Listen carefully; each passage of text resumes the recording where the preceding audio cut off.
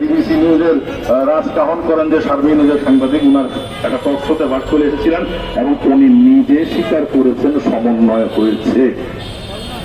এখন কোথায় যাবেন?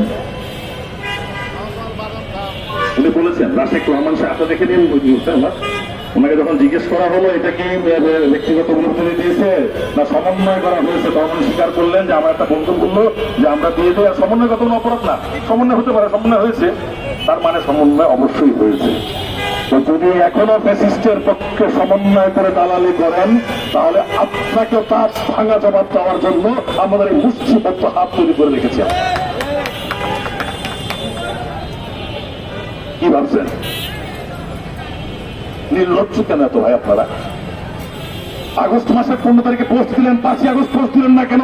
সেই সমস্ত জুলাই আন্দোলনের ছাত্র, শিক্ষক এবং শিশুদেরকে যারা হত্যা করেছে তাদের বিরুদ্ধে কোনো পোস্ট দিলেন না কেন? সেই সমস্ত